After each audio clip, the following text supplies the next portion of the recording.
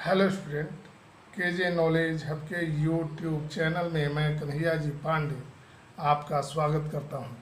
तो स्टूडेंट, आइए आज हम लोग प्रतियोगिता रसायन के भाग 11 में परमाणु से संबंधित कुछ प्रमुख तथ्यों के बारे में बारी बारी से चर्चा करते हैं। तो स्टूडेंट, हमारा पहला पॉइंट है पदार्थ के परमाणु सिद्धांत का जनक जॉन डाल्टन थे। जॉन डाल्टन एक अंग्रेज शिक्षक थे, ब्रिटेन के रहने वाले थे। 1801 में इन्होंने परमाणु सिद्धांत का प्रतिपादन किया था, जिसमें यह बताया था कि पदार्थ जो है सूक्ष्म कणों से मिलकर बना है। इसमें तत्वों के सूक्ष्म कण को परमाणु तथा यौगिकों के सूक्ष्म कण को अणु कहा गया। अब स्टूडेंट, हमारा दूसरा प्रश्न है जॉन डाल्टन।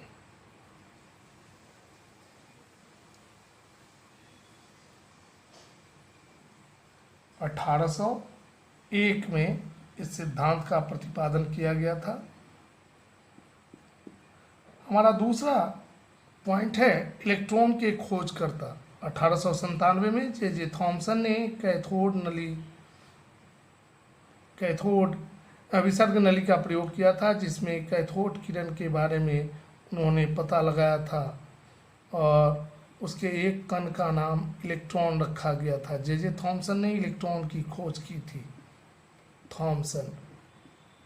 इलेक्ट्रॉन के आवेश का निर्धारण आर मिल्कन ने किया था। रॉबर्ट मिल्कन एक अमेरिकी भौतिक शास्त्री थे।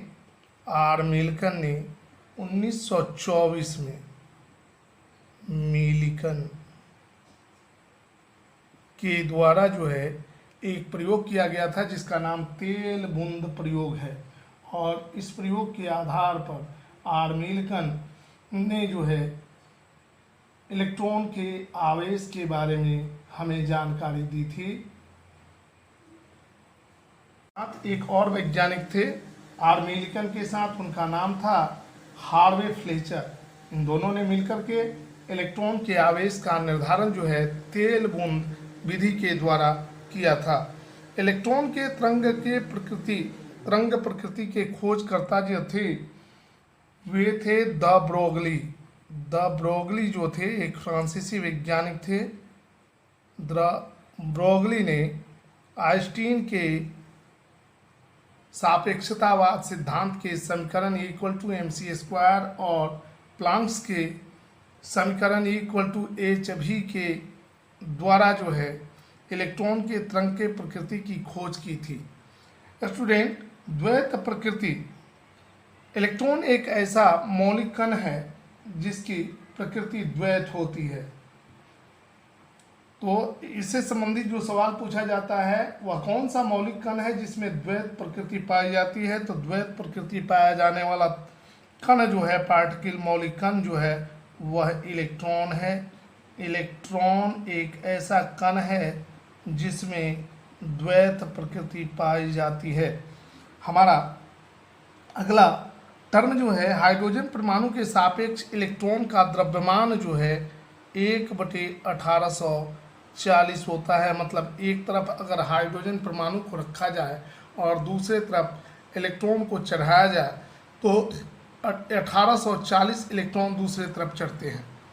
इलेक्ट्रॉन का निरपेक्ष द्रव्यमान स्टूडेंट जो है एब्सल्ट वैल्यू जो होता है 9.10939 × 10⁻³ kg होता है, जबकि इलेक्ट्रॉन का सापेक्ष द्रव्यमान यानी रिलेटिव मास जो होता है वह होता है सापेक्ष द्रव्यमान रिलेटिव मास, ये होता है 0.00054 m। अब स्टूडेंट, इलेक्ट्रॉन जो हैं दो प्रकार के होते हैं। इलेक्ट्रॉन दो प्रकार के होते हैं। एक को कहते हैं कोर इलेक्ट्रॉन और दूसरे को कहते हैं संयोजी इलेक्ट्रॉन। संयोजी इलेक्ट्रॉन वैसे इलेक्ट्रॉन जो परमाणु के आंतरिक कक्षाओं में पाए जाते हैं उन्हें कोर इलेक्ट्रॉन कहा जाता है, जबकि वैसे इलेक्ट्रॉन जो परमाणु के बाहरी कक्षाओं में पाए जाते हैं उन्हें संयोजी इलेक्ट्रॉन कहा जाता है। जैसे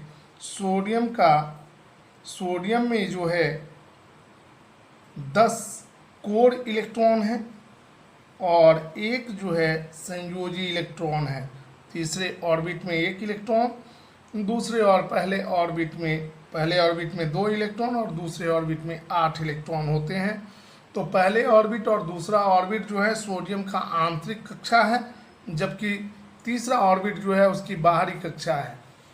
अब स्टूडेंट हम लोग देखते हैं संयोजकता इलेक्ट्रॉन। किसी तत्व के परमाणु के बाह्यतम कक्षा में 8 इलेक्ट्रॉन पूरा करने के लिए जितने इलेक्ट्रॉनों का त्याग, ग्रहण या साझेदारी करनी होती है उस परमाणु को, उस इलेक्ट्रॉन की संख्या को संयोजकता इलेक्ट्रॉन कहा जाता है।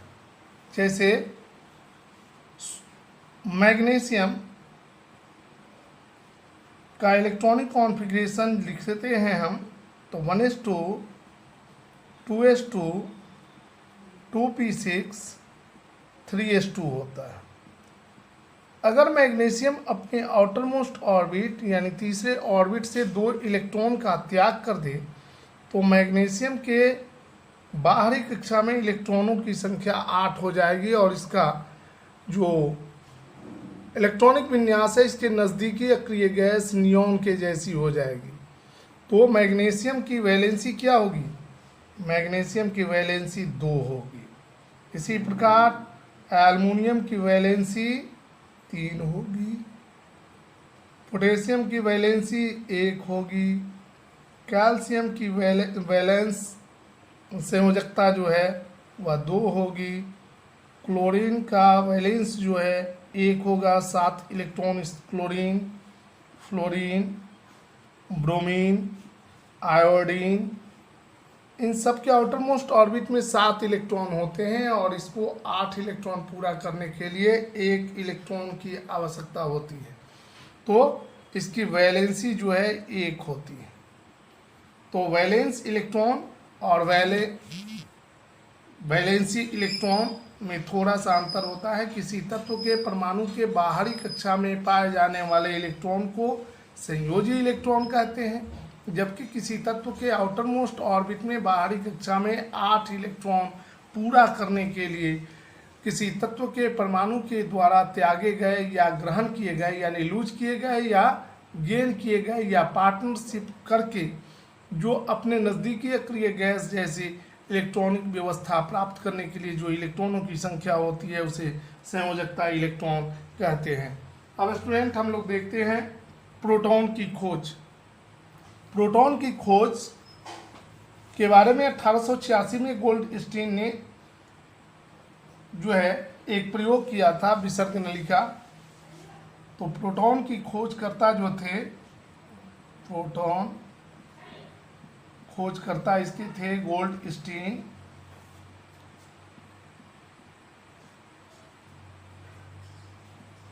और साल था 1886। तीसरा मौलिक कण जो था वह था न्यूट्रॉन। न्यूट्रॉन की खोज जेम्स चैडविक ने की थी, जेम्स चैडविक, और साल था स्टूडेंट 1932। नाभिक की खोज यानी न्यूक्लियस ऑफ एटम की खोज जो है रदरफोर्ड ने किया था। रदरफोर्ड ने 1911 में अल्फा विकिरण प्रयोग के द्वारा परमाणु में 1911 परमाणु में नाभिक की खोज की थी। पॉजिट्रॉन की खोज युकावा जो जापानी वैज्ञानिक थे उन्होंने की थी। पॉजिट्रॉन की खोज और साल था 1935। 1935 में युकावा के द्वारा जो है प्रोटॉन की खोज हुई थी, पॉजिट्रॉन की। हमारा अगला सवाल है, परमाणु विद्युतता उदासीन होता है क्यों? परमाणु विद्युतता उदासीन होता है, विद्युतता उदासीन होता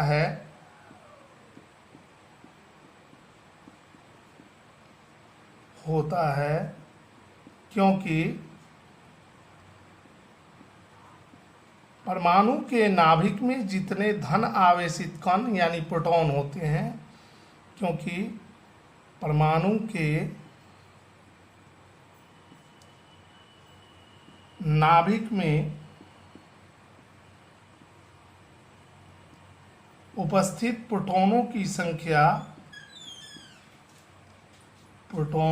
संख्या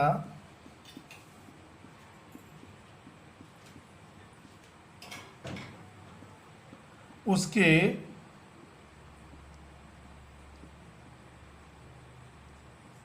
बाहरी कक्षाओं में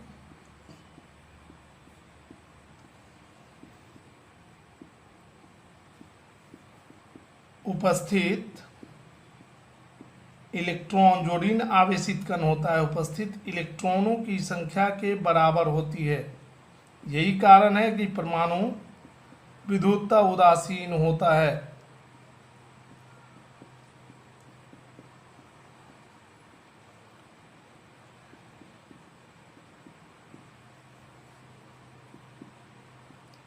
हमारा अगला सवाल है, रदरफोर्ड ने अल्फा विकिरण प्रयोग कब किया था? तो 1911 में रदरफोर्ड का अल्फा विकिरण प्रयोग 1911 में रदरफोर्ड ने सोने के बहुत ही पतले चादर पर अल्फा किरणों से प्रहार कराया था। प्रहार कराने के क्रम में उन्होंने देखा कि अधिकांश अल्फा किरणें जो है वह सोने के पत्थर को पार कर जाती हैं। कुछ अल्फा किरणें अपने मार्ग से विचलित होती हैं तथा 20,000 में से एक अल्फा किरण 180 डिग्री के विचलन के साथ यानी जिस मार्ग पर जाती हैं उसी पर वापस लौट आती हैं। इसके आधार पर उन्होंने अपने परमाणु सिद्धांत का प्रतिपादन किया था। उन्होंने बताया कि अधिकांश अल्फा किरणें चूंकि सोने के पत्थर को सीधे पार कर जाती हैं, इससे साबित होता है कि परमाणु का अधिकांशतः भाग खोखला होता है। उन्होंने दूसरी बात बताई कि परमाणु में कुछ अल्फा किरणें अपने मार्ग से विचलित होती हैं। चूंकि अल्फा किरणें धन आवेशित होती हैं, तो इससे साबित होता है कि परमाणु के केंद्र की ओर कोई धन आवेशित कण है जिससे विकर्षित होकर के अल्फा किरणें अपने मार्ग से विचलित हो जाती हैं, जबकि 20,000 में से एक अल्फा किरण जिस मार्ग पर जाती हैं उसी पर लौट आती हैं। इससे साबित होता है कि परमाणु के केंद्र में कोई ठोस अभेद्य वस्तु है जिसका नाम रदरफोर्ड ने न्यूक्लियस रखा था, यानी न्यूक्लियस की खोज रदरफोर्ड के द्वारा की गई थी। अब हमारा अगला सवाल है, परमाणु संख्या की संकल्पना किसने प्रस्तुत की? परमाणु संख्या की संकल्पना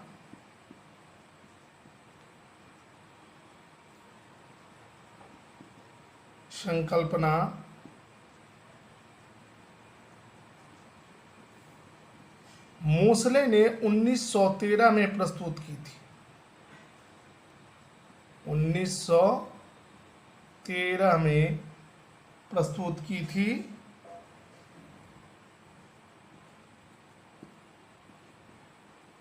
अगला सवाल यह पूछा जाता है कि परमाणु के नाभिक का आकार क्या है? तो परमाणु के नाभिक का आकार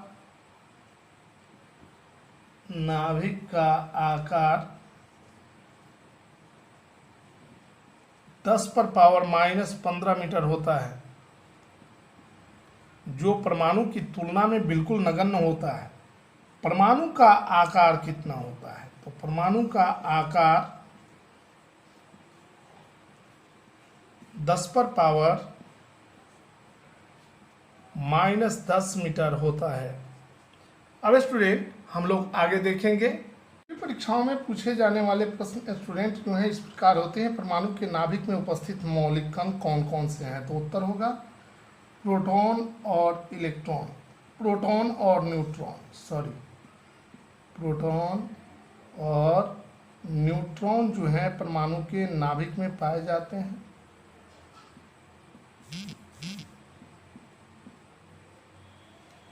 परमाणु के कक्षाओं में उपस्थित मौलिक कण का नाम बताना है। तो परमाणु के कक्षाओं में जो है इलेक्ट्रॉन उपस्थित होता है, इलेक्ट्रॉन।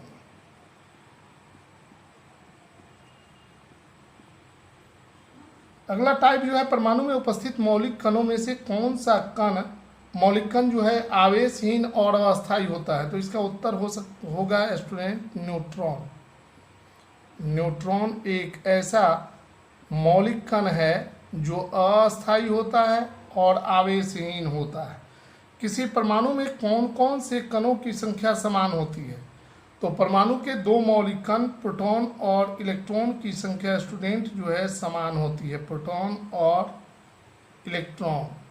इसी के कारण चूंकि प्रोटॉन धन आवेशित होता है और इलेक्ट्रॉन ऋण आवेशित, इसी के कारण परमाणु विद्युतता उदासीन होता है।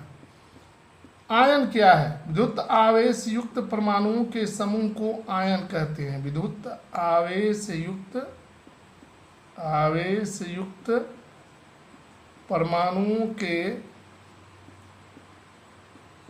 समूह को आयन कहते हैं। आयन दो प्रकार के होते हैं,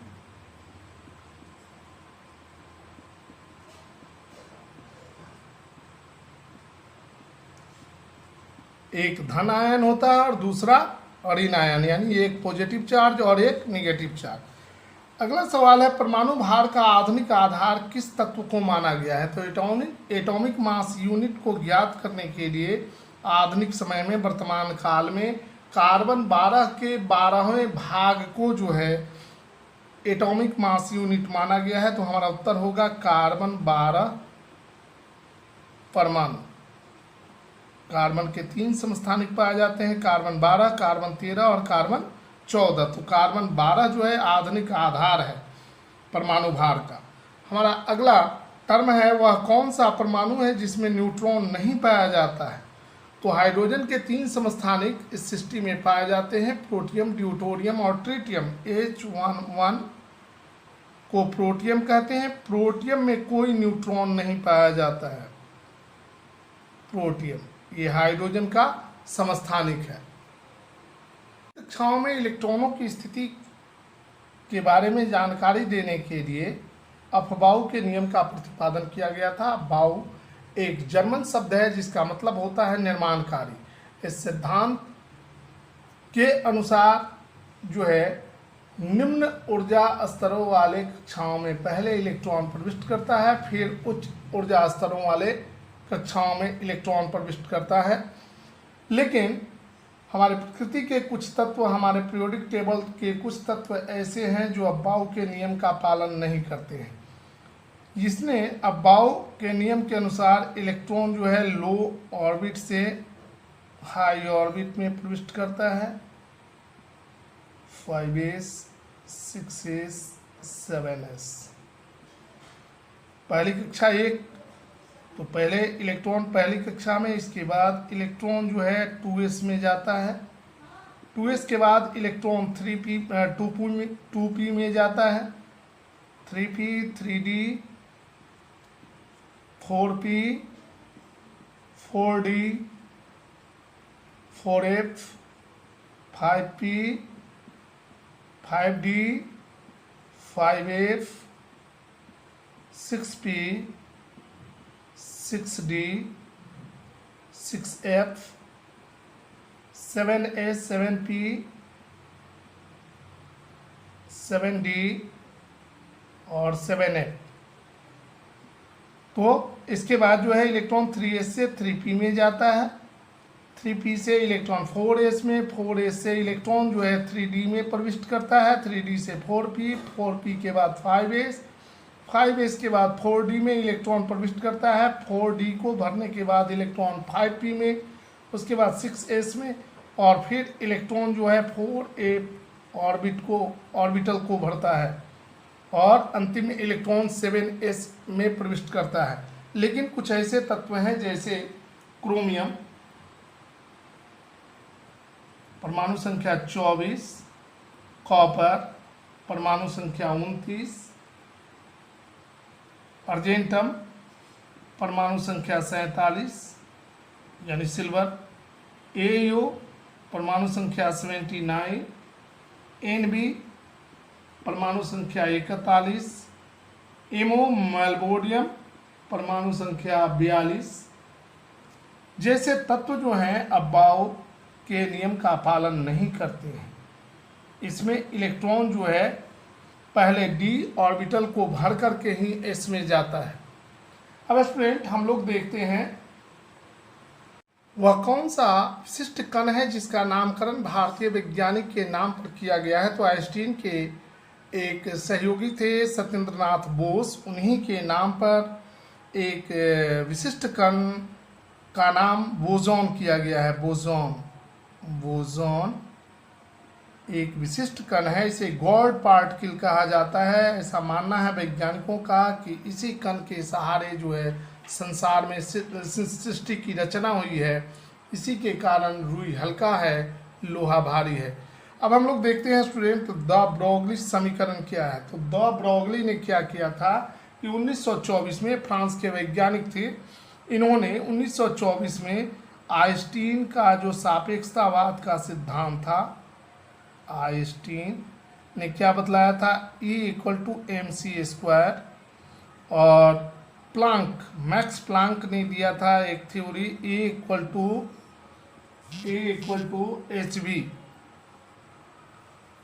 ये समीकरण 1 था और ये समीकरण 2, दोनों को मिक्सअप करके उन्होंने एक नया समीकरण बनाया था hv=mc²।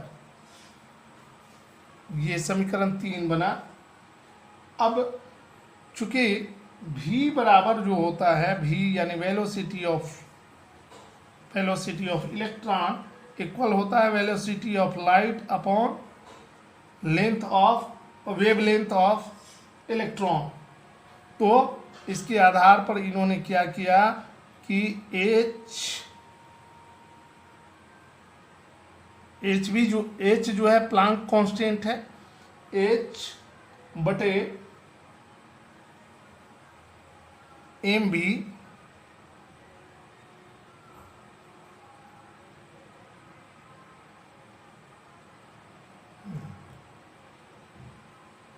hc/λ equal mc²। चूंकि b इक्वल c/λ होता है तो hc/λ, फिर h λ c से c कटअप हो गया तो h/λ इक्वल mc। ये हमारा समीकरण 4 हो गया। चूंकि लैम्डा बराबर होता है h/mv, तो जो हमारा समीकरण 5 आएगा लैम्डा इक्वल h/mv। इसको द ब्रोगली समीकरण के नाम से जाना जाता है, जहां लैम्डा जो है इलेक्ट्रॉन का तरंगदैर्घ्य है, E का वेवलेंथ तरंगदैर्घ्य, इक्वल टू एनर्जी यानी ऊर्जा है, m इक्वल टू इलेक्ट्रॉन का द्रव्यमान है, m जो है इलेक्ट्रॉन का द्रव्यमान है, इलेक्ट्रॉन का द्रव्यमान, और h जो है प्लांक कांस्टेंट है, प्लांक स्थिरांक,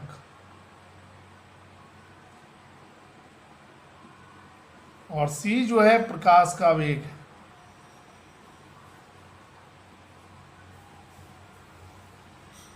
तो दो प्रोग्रेस समीकरण जो है वह है लैम्डा इक्वल H/mv। तो स्टूडेंट आज हम अपने वीडियो को यहीं समाप्त करते हैं। इसके अगले भाग में हम लोग रसायन के अगले भाग में कुछ नए प्रश्नों के ऊपर बारी बारी से चर्चा करेंगे। तो स्टूडेंट अगर आपको हमारा वीडियो अच्छा लगे तो आप इसे लाइक करें, शेयर करें और तथा हमारे YouTube channel KJ knowledge hub को सब्सक्राइब करें। तब तक के लिए मैं कन्हैया जी पांडे आपसे विदा लेता हूँ। धन्यवाद।